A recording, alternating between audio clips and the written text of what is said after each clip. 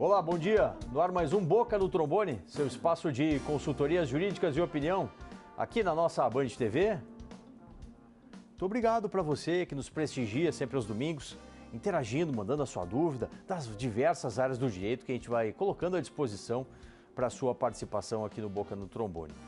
Fique muito à vontade, interaja, tem o nosso WhatsApp, tem o nosso perfil das redes sociais que você pode participar, se inscrever no nosso canal do YouTube, à vontade aí para consumir muito conteúdo por lá.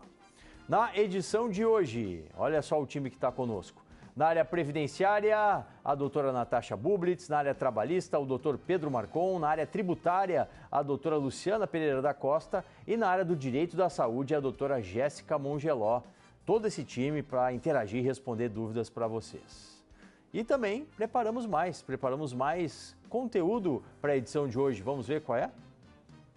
Tem o informe sindical com o recado da FETAPERX para os aposentados e também o Sindipetro RS participa do programa, mandando as suas dúvidas para a gente sobre os temas aí dos petroleiros. Dúvidas e respostas, né, para as questões dos petroleiros e das petroleiras.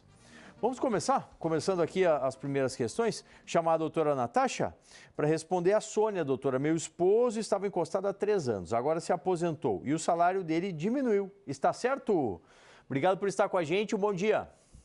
Muito bom dia, doutor Solano, muito bom dia a todos os meus colegas, a toda a nossa audiência. Sônia, infelizmente, após a reforma da Previdência, sim, a diferença do benefício do auxílio-doença para aposentadoria por tempo de contribuição, para aposentadoria por invalidez, ela tem sim um impacto no valor do benefício, gerando esse decréscimo. O que vale a pena ficar atento é algumas questões de revisões. Hoje nós temos a possibilidade de revisão da aposentadoria por invalidez para tentar majorar o coeficiente pela inconstitucionalidade da reforma da Previdência nesse ponto. Tem a questão de reconhecimento de doença ocupacional ou acidente de trabalho para majorar o valor do benefício, ou até mesmo reconhecimento de tempo de contribuição que possa não ter sido computado na época do cálculo, e com isso vai aumentar o benefício. Então, daqui a pouco, a gente procurar um advogado para analisar se aplica uma dessas revisões no seu caso. Obrigado, doutora. A questão agora dos trabalhadores, quem está com a gente é o doutor Pedro Marcon. Doutor, a Márcia, por que a pensionista não pode assinar a carteira de trabalho? A dúvida da Márcia. Bom dia, bem-vindo. Bom dia, doutor Solano, bom dia aos colegas de programa, a toda a nossa audiência. Senhora Márcia, a pensionista, quem recebe pensão por morte do INSS, pode sim ter a carteira de trabalho assinada. Não há nenhum impedimento legal nesse sentido. Então, isso é uma dúvida que muitas vezes as pessoas têm, mas pode sim, a pensionista pode ter um vínculo de emprego formal, pode ter a carteira de trabalho assinada. Obrigado, doutor. Questão agora do direito tributário, estamos recebendo especialista, a doutora Luciana Pereira da Costa, ela que assina o quadro aqui, o Minuto Tributário. Doutora Luciana, STJ prevê que IBS e CBS têm potencial para triplicar o atual contencioso tributário. Doutora, explica essa sopa de letrinhas aqui pra gente. Obrigado, bem-vinda. Obrigada, Solano. Um ótimo programa para os colegas de programa, a nossa audiência maravilhosa. E realmente é uma sopinha de letrinha. STJ, IBS, CBS, enfim, tudo isso vai fazer parte, vamos dizer, direta ou indiretamente da vida do brasileiro. Por quê? Ano que vem começa já a alíquota teste do IVA e o IBS e o CBS vão ser os dois impostos gêmeos, tributam as mesmas situações, mas em esferas diferentes e serão julgados, e até então não temos uma clareza sobre isso, por tribunais diferentes e vão unificar-se no STJ essas discussões. Esse é o receio do STJ quando ele diz que vai triplicar a quantidade de ações. Então a gente tem situações similares e sendo julgadas em lugares diferentes. Tribunal Estadual julgando o IBS, que vai unificar o ICMS e o ISS, e o CBS, que é da União, sendo julgado nos tribunais federais, a não ser que se faça um arranjo diferente. Da mesma forma, os tribunais administrativos, também tem os estaduais, os federais, para julgar tributos gêmeos. E essas são as questões que a gente está vendo aí que está se armando uma tempestade, se não vier nada regulamentando melhor. Vamos ficar atentos, né? Também recebemos a nossa consultora no direito da saúde, a doutora Jéssica Mongeló, em nome do Dias e Paim Advogados. Doutora, questão que vem da Flávia para a senhora. Minha mãe ia operar no AME de catarata severa. O grau da catarata só aumenta e ninguém a envia para fazer a cirurgia num hospital externo. Não sabemos como está a fila, apenas alguns falam, tem que esperar. Esperar o quê? A AME de Carapicuíba, que está responsável por entregar o encaminhamento dela a algum hospital que tenha equipamentos para realizar a cirurgia, entretanto, está cada vez com a visão mais restrita, pior, e não temos como saber se ela vai operar ou não. Ela toma remédio para o coração. Ajudem-nos, é a súplica aqui da Flávia, doutora Jéssica. Bom dia, bem-vinda. Bom dia, doutor Solano, bom dia aos meus colegas de bancada, bom dia aos telespectadores que estamos assistindo. Bom dia, Flávia. Então, eu entendo a tua situação e a tua preocupação com a saúde da tua mãe. E me parece que a situação ela já está bem grave. Então, aqui eu te oriento o seguinte. Primeiro, que tu procure o próprio AME e verifique se eles te concedem um documento oficial em que conste o número dessa fila de espera e mais ou menos o tempo aproximado que vai levar para ela conseguir fazer essa cirurgia. Ainda, também indico que tu procure o Sistema Único de Saúde através da ouvidoria no 136 e que tu faça essa reclamação e que tu consiga explicar para eles tudo o que está ocorrendo. E se nada disso funcionar, eu ainda te digo para tu procurar a Defensoria Pública, procurar um advogado da tua confiança e especialista em direito à saúde, para que daqui a pouco verifique a viabilidade de entrar com uma ação judicial e requerer uma liminar para que ela faça essa cirurgia o quanto antes. Tá certo. Obrigado aos doutores que seguem conosco para muita consultoria ao longo da edição de hoje.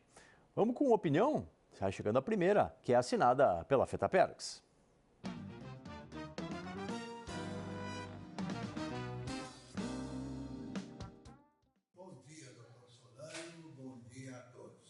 Aqui nós temos o espelho da história da FETAPERGS no estado do Rio Grande do Sul.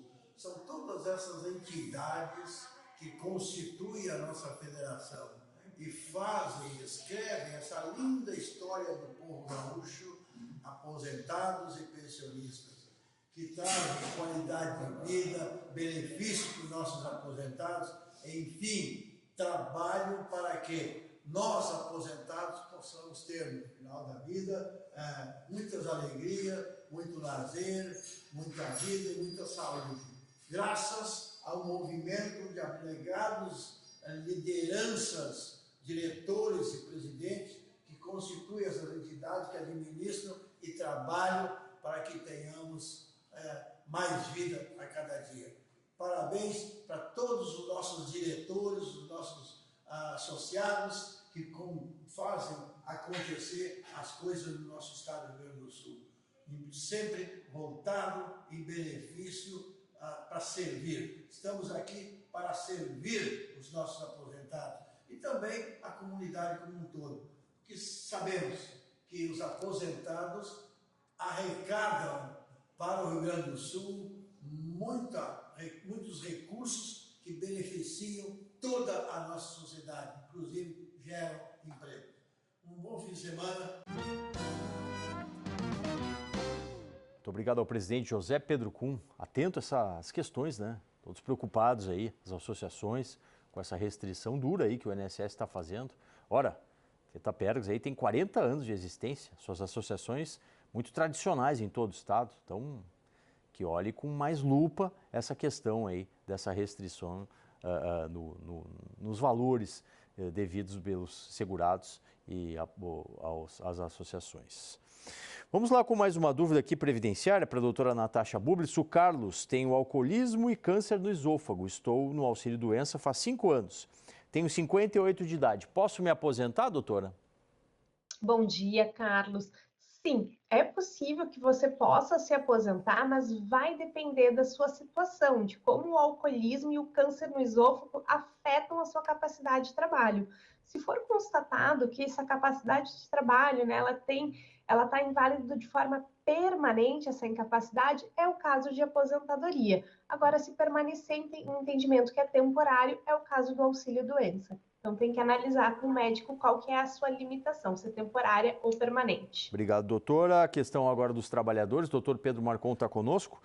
nosso especialista no direito trabalhista, para responder ao Marcelo lá de Caxias do Sul. Trabalhei numa assistência técnica por 3 anos e 7 meses, sempre na mesma função. Mas a empresa começou a pagar a periculosidade em abril. O período anterior não deveria ter sido pago quando eu saí da empresa? Quer saber o Marcelo, doutor Pedro. Bom dia, Marcelo. Essa é uma dúvida frequente também. O que acontece? Tem que analisar se o seu ambiente de trabalho, suas funções e atividades não foram alteradas. Se durante todo esse período o senhor desempenhou as mesmas atividades no mesmo ambiente de trabalho, com o mesmo acesso aos EPIs, nada mudou, e a partir de um determinado momento a empresa começa a lhe pagar adicional de periculosidade, então provavelmente esse adicional ele é devido durante todo o contrato de trabalho, se não houve nenhuma alteração neste período anterior. Então, verificando esses detalhes, se tudo permanecer igual, a empresa deve sim o adicional de periculosidade durante todo esse período. Obrigado, doutor. Vamos com mais uma aqui do direito tributário. Doutora Luciana Pereira da Costa, nossa especialista, está com a gente, doutora, para falar sobre o judiciário nega a maioria dos pedidos para estender prazo de benefício fiscal do PERSE, doutora. Sim, a gente acompanhou toda a evolução dessa discussão. O PERSE é um benefício fiscal que começou ali com a pandemia, o Covid, em 2021. Ele tinha um prazo de 60 meses de duração de isenção dos impostos federais e deveria ir até março de 2027. Aí, por desequilíbrio de contas públicas, o governo veio com uma notícia que aquilo ia encerrar bem antes do final do prazo. Chegou-se a um meio termo, ele nem encerrou, mas também ele não vai ir até o final. E ele terminou colocando um valor de 15 bilhões de renúncia fiscal e quando acabasse esse montante, acabaria o benefício para todos. Isso aconteceu em 1º de abril deste ano e as empresas estão reclamando na justiça a continuidade disso, a prorrogação, porque, enfim, havia uma justa expectativa, houve um aumento tributário sem respeitar princípio de anterioridade, mas aí a notícia, né? O judiciário não está, de regra, acolhendo esses pedidos e tem mantido realmente a decisão ali do governo de encerrar. Não há clareza sobre o final do valor ali, a Receita não deixa claro se atingiu ou não o valor de 15 bilhões, enfim, a discussão é grande, os contribuintes têm suas razões e, novamente, a gente fala aqui de insegurança jurídica, né? Uma expectativa justa que foi frustrada. Que não é nada bom para o país todo, né? Com certeza. Vamos com mais uma na área da saúde. A gente recebe a doutora Jéssica Mogeló, do Dias e Paim Advogados. Doutora, questão lá do sul do estado, lá de Pelotas, a Cláudia. Faz mais de 4 anos que estou na fila de espera pela Secretaria da Saúde, aguardando uma consulta pelo SUS para o traumatologista. Tenho artrose avançada nos 2 joelhos e preciso colocar próteses. Gostaria de uma orientação, por gentileza, com a especialista, doutora Jéssica. Então, Cláudia, infelizmente, além de ser uma situação grave, ela é uma situação muito comum. Os brasileiros acabam enfrentando essa espera para conseguir uma consulta com um especialista no SUS. Então, o que eu te indico, Cláudia, para tentar te ajudar nessa situação, é a mesma situação que eu relatei para a Flávia anteriormente, de ligar para o 136, fazer uma reclamação nessa ouvidoria do Sistema Único de Saúde e explicar o que está ocorrendo. Além disso, o que dá para tentar fazer para agilizar é consultar com outro especialista, daqui a pouco um clínico geral, que possa te fornecer um laudo falando sobre a demora e os prejuízos que tu vai ter com toda essa demora que já está ocorrendo. A partir disso, procurar um advogado da tua confiança, especialista em direito à saúde, para verificar a viabilidade de entrar com uma ação judicial, requerendo liminarmente tanto o acesso à consulta quanto até mesmo a cirurgia para a colocação da prótese. Tá certo. Obrigado, doutora. Vamos só mais uma rodada aqui com os nossos especialistas. Doutora Natasha, da área previdenciária, o Ismael diz assim: tenho 35 de contribuição, 54 de idade. Posso me aposentar?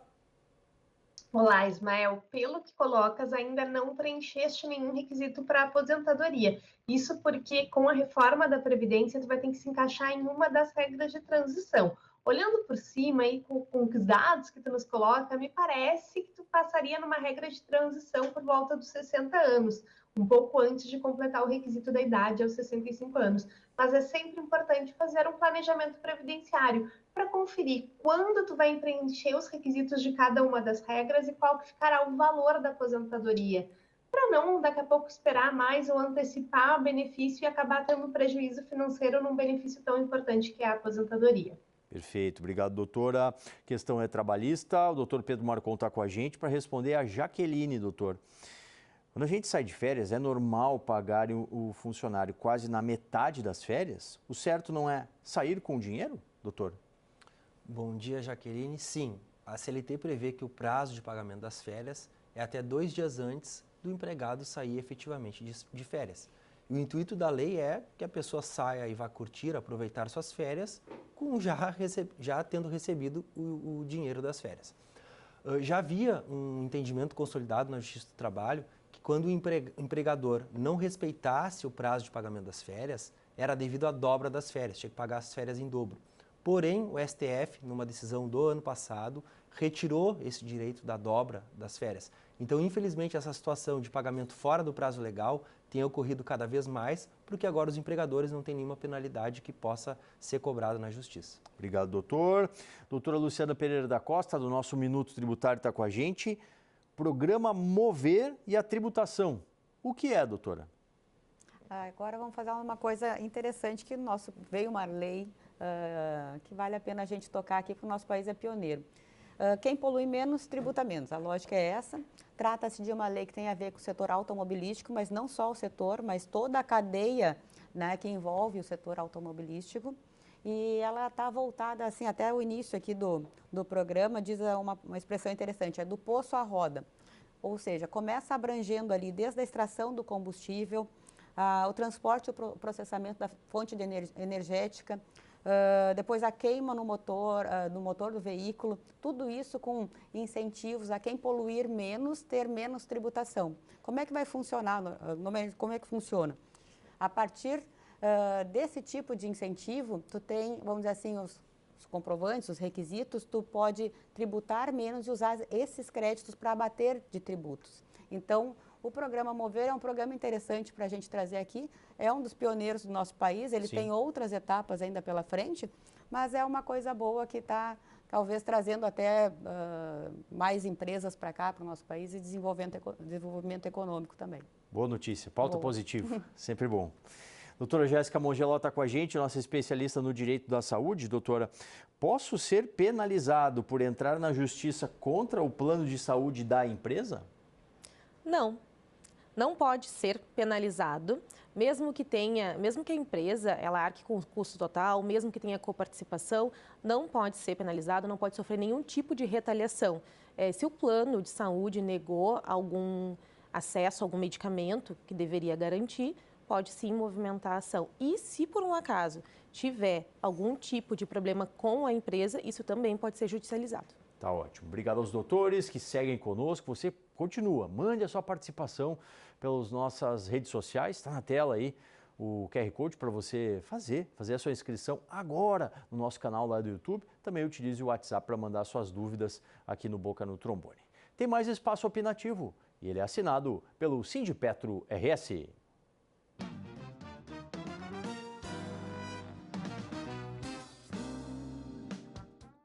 Bom dia aos telespectadores do Boca. A Petrobras anunciou um lucro líquido de 35,2 bilhões de reais nesse primeiro trimestre de 2025. Teve um aumento de quase 50% do valor apurado no mesmo período do ano passado.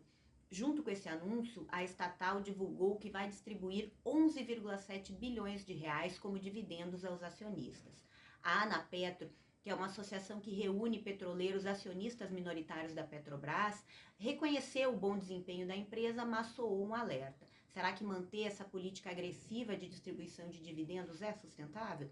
Com o cenário internacional instável, com a queda nos preços do petróleo e a necessidade crescente de investimentos no pré-sal e também na transição energética, manter esse ritmo pode comprometer o futuro da Petrobras. A preocupação é clara, manter dividendos tão altos agora pode forçar a empresa a cortar projetos estratégicos, a aumentar o seu endividamento e enfraquece a estatal como empresa integrada de energia. A Anapetro e as entidades que representam os trabalhadores petroleiros defendem uma Petrobras pública, forte e financeiramente responsável.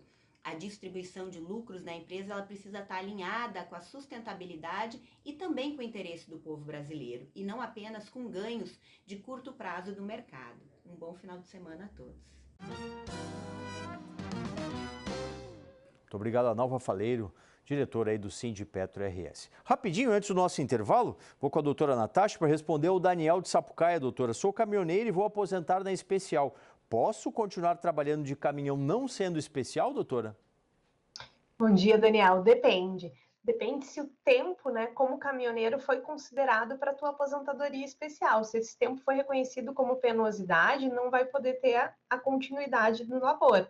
Agora, se não foi reconhecido, se não é o caso, e hoje a gente tem até um tema que está discutindo, né, se motorista de caminhão e de ônibus está exposto, né, à penosidade, que é o tema 1307 do STJ, vai repercutir aí no teu caso se vai poder continuar ou não. Então, depende muito da caracterização da atividade como especial. Trabalhista para o doutor Pedro Marcon, o Abraão. Trabalha como caixa de supermercado e tenho folga semanal. Trabalho 2 domingos e folgo um domingo. Porém, na semana que não trabalho no domingo, tenho que pagar o dia de folga em horas no decorrer da semana. Isso é certo, doutor? Bom dia, Abraão. Em relação à jornada de trabalho, a empresa deve respeitar 8 horas diárias e 44 horas semanais. E em relação ao repouso semanal remunerado, o senhor pode trabalhar 6 dias consecutivos e no 7º dia o senhor tem que folgar. Se a empresa estiver respeitando essa carga horária e o repouso, está tudo certo. Agora, se o senhor está trabalhando além de 8 horas diárias e além de 44 horas semanais, a empresa não pode descontar ou fazer o senhor trabalhar além disso, senão o senhor tem direito a receber horas extras. Tá certo. Obrigado aos doutores. A gente vai dar aquela paradinha que é rápida e na volta tem mais consultoria previdenciária, trabalhista, tributária e da saúde aqui no Boca no Trombone.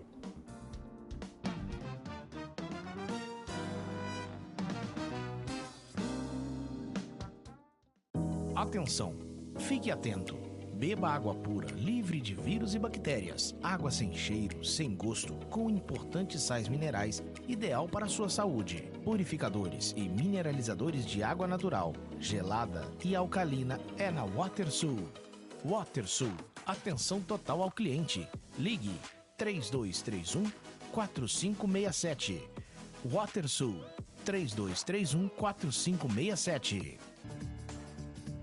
OABRS alerta. Cuidado com os golpistas que se passam por advogados. Jamais realize qualquer tipo de pagamento ao ser contatado sobre seu processo judicial antes de falar pessoalmente com seu advogado ou advogada. Se você foi vítima de golpe, registre imediatamente um boletim de ocorrência na polícia. Acesse nosso site oabrs.org.br e nossas redes sociais pelo @OABRS para saber como se prevenir. Transferência, emplacamento, licenciamento, não perca seu tempo. João Aurélio, 3330-2611. João Aurélio, registro de veículos. João Aurélio, 3330-2611. Avenida Carlos Gomes, 31. João Aurélio, a grife do documento.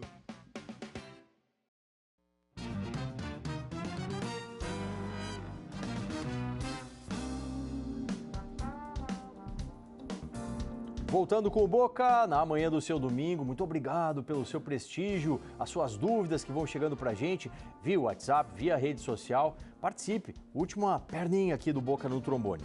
Vamos para as dúvidas. Doutora Natasha, o Eliseu, diz assim, estou há 23 anos na empresa como motorista de ônibus. Quanto tempo falta para aposentar, doutora? Eliseu, fica acompanhando o tema 1307 do STJ e, se for procedente ali a demanda, faltam 2 anos e aguardar os 60 anos de idade. Ótimo, doutora, obrigado. Dúvida trabalhista para o doutor Pedro Marcon. Marcos, lá pelo nosso canal do YouTube, doutor. Trabalhei para uma empresa por 8 anos como empreiteiro. Só prestava serviço para essa empresa. Tem algum direito?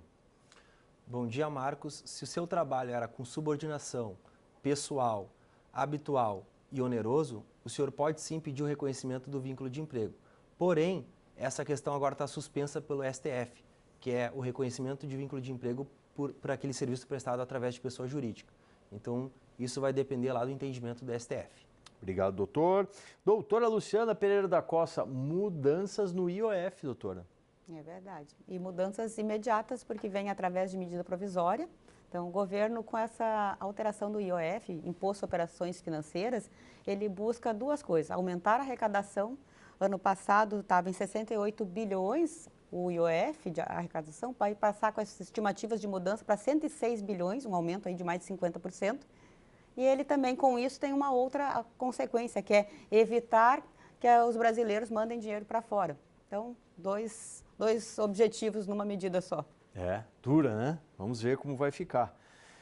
E a última questão na área da saúde para a doutora Jéssica Mongeló, sempre em nome do Dias e Paim Advogados. Doutora, o plano de saúde pode negar a cirurgia reparadora pós-bariátrica, doutora?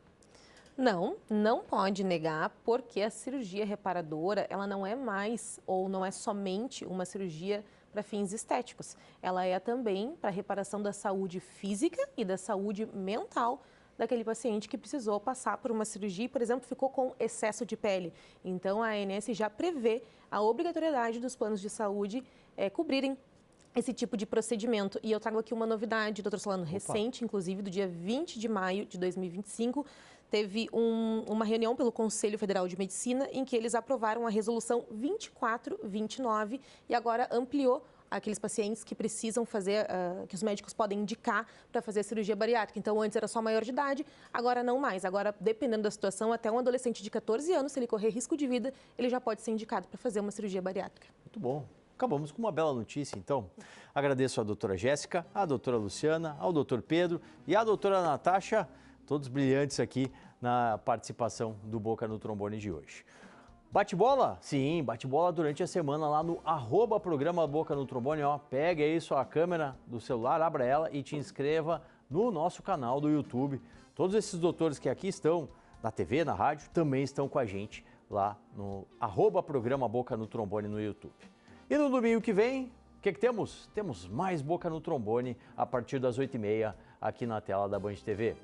Te aguardo lá. Até!